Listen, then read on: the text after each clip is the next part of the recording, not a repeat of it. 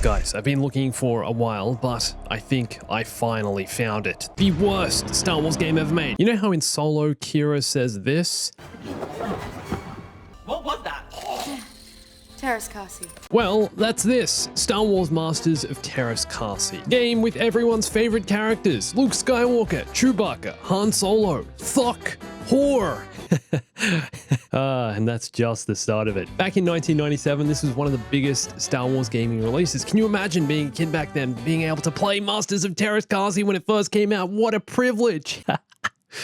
Back when they actually used to release more than one Star Wars game every 2 years. Oh man, those were the days. And this was actually LucasArts' first ever Star Wars game made for the PlayStation, the original PlayStation, PS1. So that makes this kind of special. But what makes this the absolute worst Star Wars game of all time? Well, stuff like this. Ringer, you lose. Hey everyone, it's Andrew. So back in the day, back in the 90s and the 2000s, LucasArts were basically trying to monopolize every aspect of the gaming market. For every different style of game, LucasArts wanted to make their own version with the Star Wars name attached, and basically have everyone playing Star Wars games instead of their other favorite games. And that's why we got other games like Super Bombad Racing, the Mario Kart knockoff, the Dark Forces games, first-person Doom knockoffs, and this, LucasArts' attempt at the fighting genre. Still to this day, no one's made a good Star Wars fighting game, apart from the fan-made Force Combat, which I talked about last week. That game is like a way better version of this. Masters of Terrace Kasi. Let me introduce you. Now, the idea behind this was great, but I mean... What are they doing? So some characters can fight with a weapon as well as their hands. It's your choice. Like Luke, you can just go in with your fists and see what happens. And usually it's not a good result. I wonder what would have happened if he decided to use his fists to fight Vader. He's like, yeah, Vader, hey, I could use my lightsaber, but no, let's go in with the fisticuffs and see, loses a hand anyway in the process, doesn't he? Dude, the balancing in this game, forget balancing, I have a lightsaber. Oh, but what? How are you doing that? I have a lightsaber, no! Seriously, lightsaber does nothing. Okay, who even are you? Arden Lin? And how are you so good at this? What? So she was created specifically for this game. The game is set after the Empire Strikes Back, and the Emperor calls upon the service of a mysterious young woman, Arden Lin, rising in the ways of an ancient and almost forgotten fighting art known as Terrace Kasi.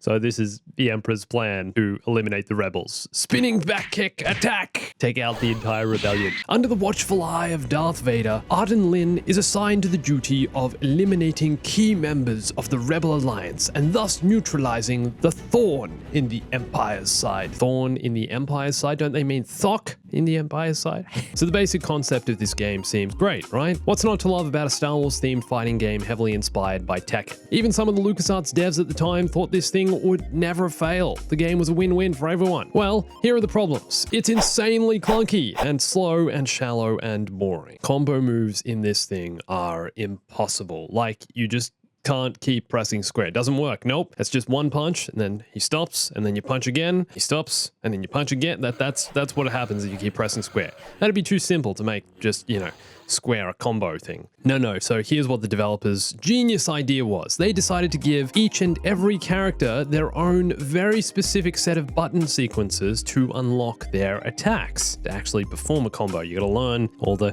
ridiculous, like what are even the, I tried looking them up in this list. What? Just to perform just to perform this, you gotta do that? What? All right, let's go into the practice mode. Boba Fett versus Boba Fett. Forward, circle. All right, finally. What was that, like a jetpack punch? Good start. Okay, all right, now just bear with me while I try a bunch of other combo moves, button moves. Here we go. Just 1 sec. Sorry, 1 sec. Sorry, still going, still trying. Good thing the AI don't actually attack you in practice mode. Oh, there you go. There's a grenade. Okay. All right, now for some reason, Luke has some weird dark side powers. I mean, that's what they're called, but there's not really anything dark about them. They're called that. I don't know. Not like he's out here performing force chokes on poor whore. I mean, isn't this guy struggling with enough already? But seriously, how do you even use these button combos? And it's not like the gameplay is even fun when you pull them off. Like, have you ever seen a fighting game that's this slow? Got time to take a drink between each punch. The way it works is you have one button for each limb. Right arm, right leg, unless you have a lightsaber out. Man, I just realized this game nailed the Disney lightsaber. You take a swing and nothing happens. Barely any damage. Disney should remaster this. Dude, this Thok guy is an absolute beast. Forget lightsabers, I'm just going to Thok you with my battle axe. Until I come up against Chewbacca, who taught him this stuff, man. Look at the sidekick, taekwondo technique, finished it, look at that. What with this victory stance he did? What's this breathing animation? What?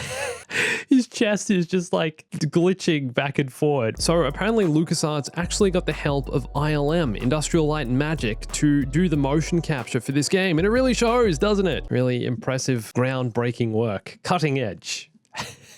So Leia has this double-bladed yellow lightsaber staff thing. Seriously, why would anyone fight with just their bare hands when you can do stuff like...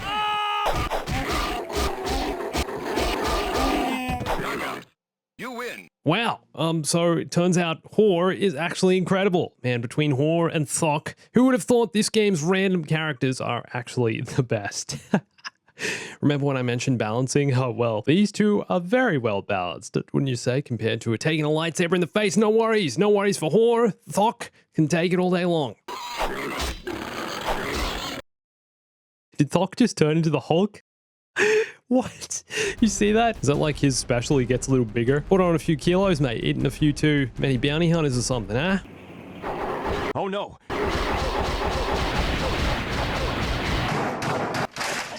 What? Whoa. Dude, Hor! How do you even do these special moves? Look at that button combination to perform that. What the AI can just do?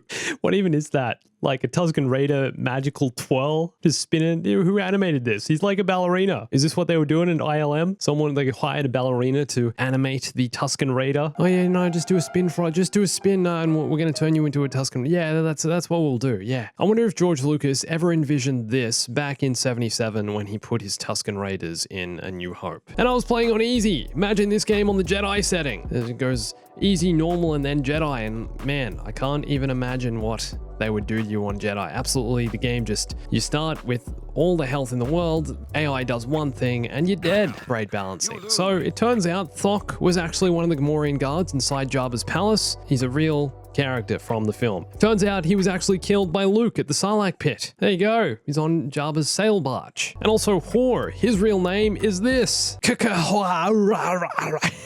You gotta love Star Wars Legends, man. And he belonged to the tribe that Anakin slaughtered in Attack of the Clones. And not just the men, but the women and the children. So I think we should take a moment to actually talk about what Teräs Käsi actually is. The words Teräs Käsi are actually Finnish and translate to steel hand. Teräs Käsi is a form of hand-to-hand combat created to fight Jedi.